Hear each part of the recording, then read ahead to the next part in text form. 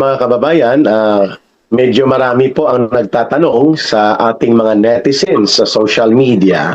Bakit over the weekend, simula ng Biyernes Santo, sa Sabado, sa Linggo, at mukhang today hindi pa rin po naririnig ang pahayag ni Bongbong Marcos Jr. patungkol po sa maraming issue at mga bagay na dapat mailinaw niya sa mga mamamayan. Number one, ang kanyang health issue. Mayroon bang mga dapat i-update sa mamamayan kasi kumakalat na naman that nagpunta daw siya di umano sa doktor over the weekend at hindi natin matansya ang katotohanan dahil sa doatikom ang kanilang mga bibig pati po ang kanyang tagapagtahol Ma'am Lorraine na usually ang ingay-ingay nito no parang sinisilihan ng sili itong si Claire Castro na hindi makapagsalita. So balit in the last 3 days tahimik. At samantalang aabot na sa 145 pesos per liter ang diesel at 110 pesos per liter ang gasolina at sasambulat na ang mahigit 20% na pagtaas sa presyo ng bigas, sa presyo ng asukal, kape, gatas, noodles, itlog at iba pa. Ma'am, your take on this biglang silent or radio silence? Walang boses, walang piyok si Marcos Jr.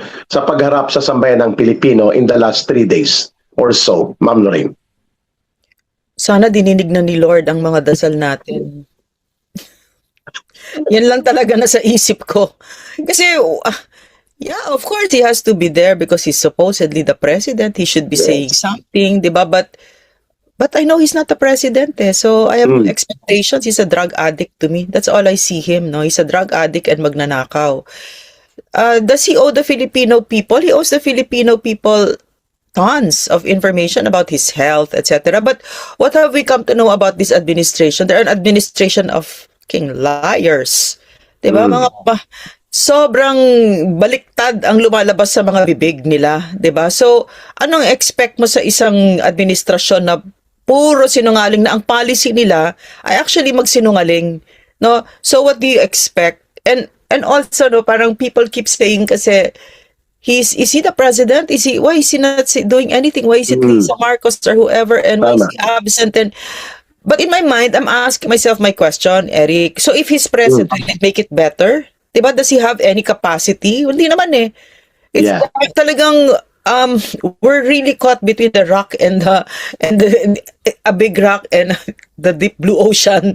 Talagang no-win situation ang Pilipinas kay Bangag. Talagang wala. So, does he owe us a health update? Definitely. Yes. But what have they done?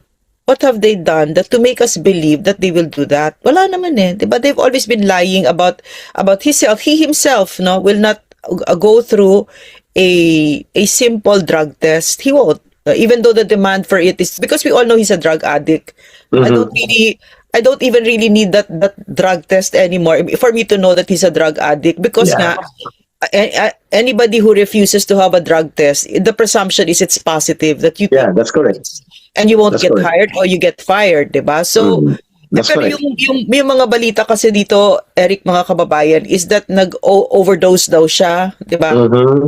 And then some other rumor about stage 4 cancer, that sort of thing, di ba? So, ang tama kasi doon, dapat the vice president has to take over. When he's incapacitated, you think he'll do that? You think, diba, I spent trillions, winasak ang Pilipinas para mawala sa equation si Inday. You think ito yung mga taong nanginginig ang laman at nagdudrol ang mga bunganga ng mga hayop na yan for power.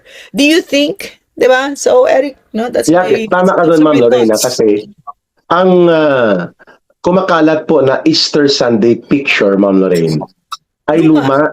Oo, that was, I think, last year, 2025 April or March pa nga yata yun, Ma'am Lorraine, last year.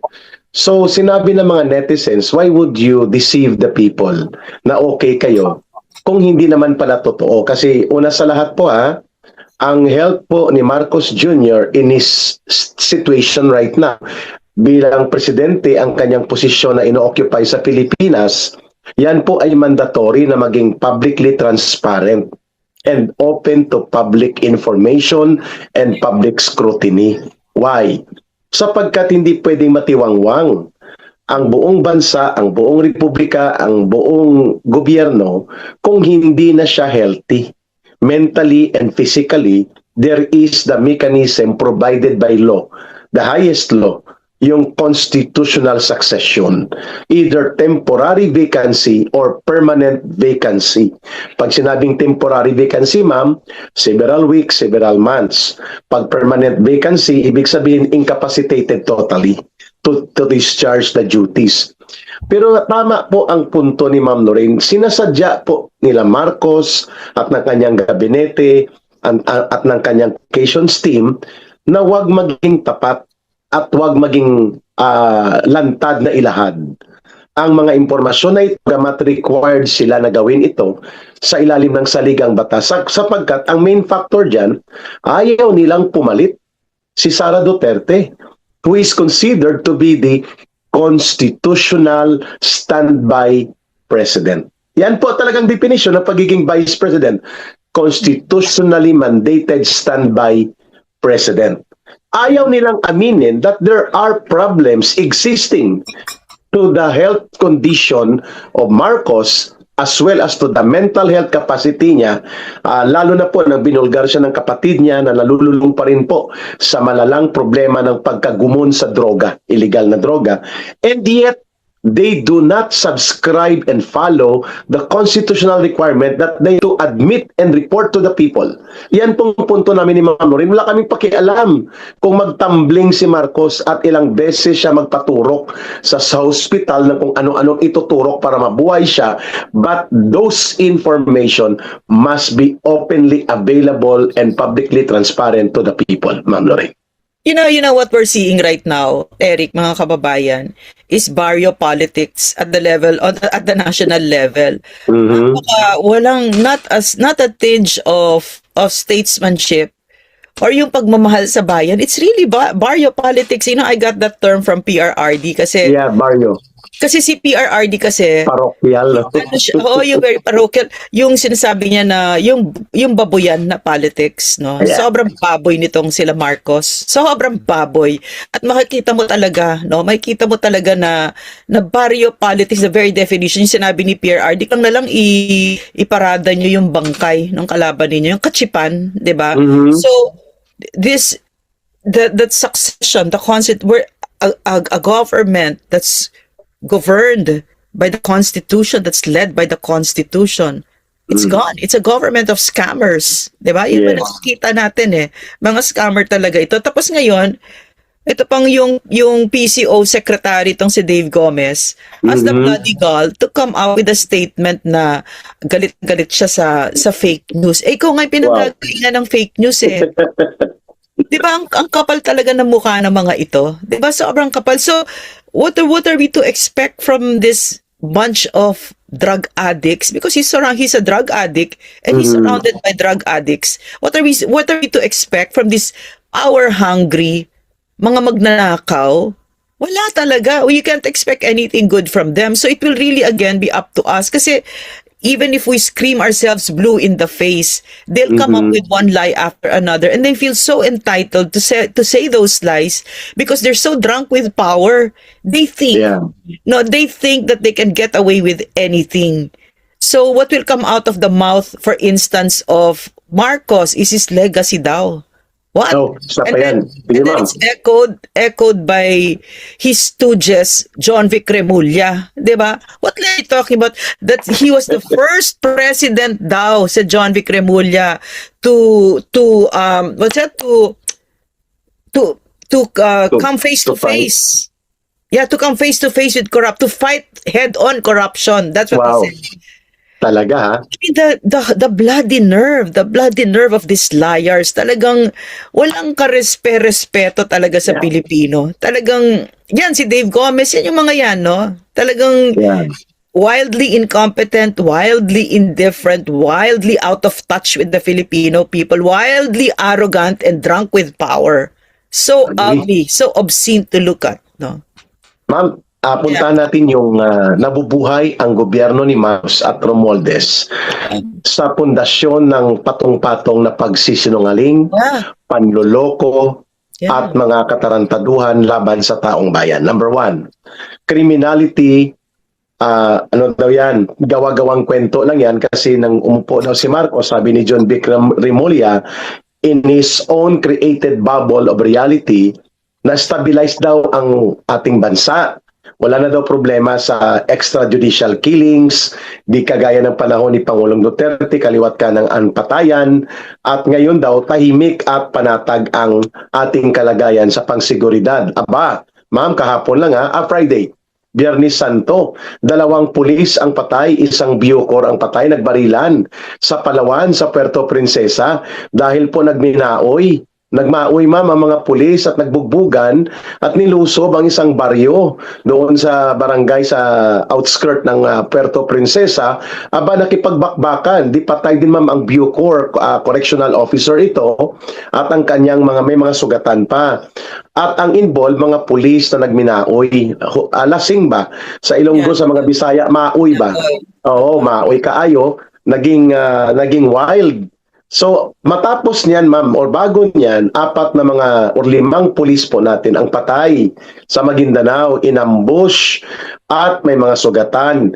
Inambush din po ang 2 army sa Lanao. Magkakasunod yan, ma'am, before the Holy Week lang. May 5 taon na bata na dinukot sa Nabutas, nilaslas ang liig at binugbog. Yan siguro ang stability para kay kay John Vic Remulla. At kaliwat kanan po ang hulihan ng droga. At walang tigil, mga kababayan, ang pagsulpot ng problema sa mga illegal na droga. Nahuhuli ang mga kilo-kilong shabu, pero walang may nahuhuling drug lord. Wala ring may nahuhuli, ang nare-raid nila, mga Walang MP pangalan, na no, bodyguard. Eric? Walang pangalan, Ma'am Lorraine. Yes. So ma'am, your take on this, iwan ko saan humuhugot ng kapal ng mukha at kapal ng apog itong si John Vic Remulla para patulan niya ang ganitong uri ng katsipan sa pang-iinsulto at pangbabalahura niya sa public opinion na siya na mismo ang nagpapakalat ng fake news at kalokohan na mga impormasyon na ito bilang DILG Secretary. I think that he gets his cues, all of them, they get their cues from Bangag, no? From Bongbong Marcos. And what is Bongbong Marcos? He's a pathological liar. He's incompetent. Yes. He's indifferent. So lahat sila, they all follow the leader. Pero yung pinag-uusapan natin dito, yung ginawa na talagang polisiya, and it's almost knee-jerk, no? Na nagsisinungaling sa Pilipino. Wag nating mamaliitin yon. Laking bagay nun. Kasi Tama. nung nasa communications kami nun, nung nasa communications pa ako nun, grabe yung vetting namin. Oo, may mga konting sablay pa, konti-konti, pero mag-apologize ka tapos correct your misinformation. Ganon kasi, yung ganyan kahalaga ang information. Pero tingin sa kanila, yung kay Goebbels, 'di ba? You repeat a lie often enough, Yes. it will become true, 'di ba? Yung sinabi ng propagandist ni Hitler. 'Di ba? So, yun yung pero how can that be how can that happen when people are going hungry? How can they've already experienced lining up for hours just to get home? Diba, when they've already feel how terribly incompetent this government is, that this country is going to the dogs. Your propaganda is not working. No, it's not. Talagang kayo na lang talagang naglolokohan. Kayo na lang. All you need to do is look at that canal trust ratings of Bongbong Marcos. Tuloy-tuloy, ma'am, Wala, hindi nagbago yan. In the last 4 months, ma'am, tuloy-tuloy yun. Oo, Babagsak. correct. At saka Eric, yung kahit hindi lang siya, kahit yung cabinet niya. Buong cabinet. Minus 27 ba yon? Yeah, minus 27. Yung sinabi mo yung last 4 na surveys, pero even earlier than that, and it started when yung extraordinary rendition ni PRRD, bagsak talaga. Even then, going towards that extraordinary rendition, mababa na talaga siya. Never niya naangatan si Inday. Never. No, sa trust and approval ratings. Pero nung nangyari kay Digong, wala na, nag-point of no return na sila. Yeah, I agree. So, I think that, Eric, mga kababayan, na yung nakikita nating kasinungalingan na lumalabas sa bibig nila ngayon, ay nanggagaling kay Bongbong Marcos at saka sa kanila mismo mga character nila. Kasi even yung pagsisinungaling about the oil ng Iran, 'di ba may Oh, mga isa pa yan. butas sinabi? No, I mean even Wala that. ma'am, no? Ma'am, hindi nangyari yung malayang paglalayag ng tanker mula Yeah. sa Iran papuntang Pilipinas kasi bulatik yun ma'am, wala man tayong tanker. At Yeah. pangalawa, hindi po Yeah. kinumpirma ng mga oil companies that they are allowed to directly haul supply of oil from Iran to the Philippines. Walang ganong confirmation, Ma'am Lorraine. Bulatik Nakakahiya, talaga. Eric. Oo, Nakakahiya. bulatik. So parang biro mo nagpunta sila sa ambassador, si Lazaro at saka si Garin. Tapos Mhm. na yung kahihiyan na sinabi nila sa ambassador na kaibigan ng Iran ang Pilipinas. Na alam Mhm. naman ng ambassador na puta ng kano, bata ng kano itong si Bangag at may mga 12 ang sites base dito. militar ng Amerika sa Pilipinas. Ilan na? Ilan na, Eric? 12 ang EDCA sites. 12. Alam mo, Erica, sa isip ko, kasi may mga nakakausap ako, sila mismo nagsasabi sa akin, binilang ko kasi yung EDCA sites na yan. Tapos, when they were saying 9, I already counted more than 9. So, may mga Yes. secrets, may mga sinisikret-secret sila. And Mhm. they're building it. So, alam ng Iran yon. Di naman, Yes. alam mo, what's impressive to me, I'm so impressed with Iran these days kasi mas nakikilala natin sila. Their leaders are highly educated, very Ah, courageous, no? Talagang very wise and very brave, no? yeah. Compare that to the ones who are sitting in power na, they're monkeys, no? Monkeys on a Grabe. chain. At saka magpapauto ka na rin lang sa drug addict pa. Di ba? Mhm. Diyos ko. Di ba? So, yan lahat sila. They're propping up the entire government, propping up a drug addict and a plunderer. So, and which is why it is of utmost importance for the Marcos administration to churn out lies after lie after lie after lie. Kasi wala eh. Anong sasabihin mo yung totoo? Sasabihin mo yung totoo na addict talaga itong si Marcos. Kagabi, malang mag-report si Dave Gomez. Kagabi, suminghot siya. Sila nung asawa niya. Pagkatapos, nagbayad sila ng 40, hindi na sasabihin ba niya, $40,000 para makapagtsupan. Hindi naman sabihin yun eh, di ba?